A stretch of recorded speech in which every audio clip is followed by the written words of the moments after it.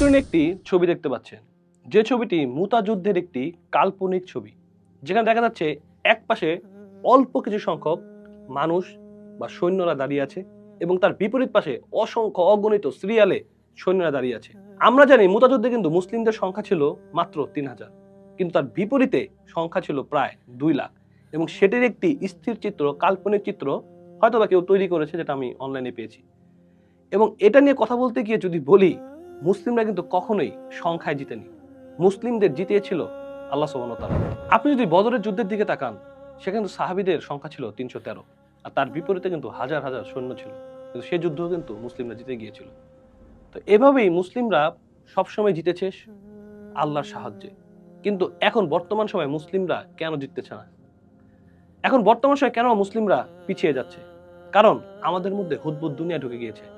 আমরা আল্লাহর বিধান জিহাদ ফি সাবিলিল্লাহ থেকে পিছিয়ে গিয়েছি। আমরা এটা বিশ্বাসই করি না যে আল্লাহ সুবহানাহু ওয়া তাআলা আমাদের সাহায্য করবেন। আল্লাহ যদি সামান্য আবাবিল পাখি দিয়ে, এক ঝাঁক পাখি দিয়ে যদি হস্তি বাহিনীকে ধ্বংস করতে পারে, তাহলে আমরা যদি আল্লাহু আকবার ধ্বনি দিয়ে রাস্তায় নামি, তাহলে কোনো কুফফার দাঁড়িয়ে থাকতে পারবে না। যেমন আল্লাহু আকবার ধ্বনি শুনে আমাদের ফ্যাসিস্টও কিন্তু পালিয়েছে। তো আমরা যদি চেষ্টা করি, ইনশাআল্লাহ বাংলাদেশেও শরিয়া সম্ভব। তাই এই মুতা যুদ্ধের একটি স্থির চিত্র বা কাল্পনিক চিত্র দেখে আমরা একটু কল্পনা করি যে মুসলিমদের ঈমান তখন কেমন ছিল। আসসালামু আলাইকুম ওয়া রাহমাতুল্লাহি ওয়া বারাকাতুহু।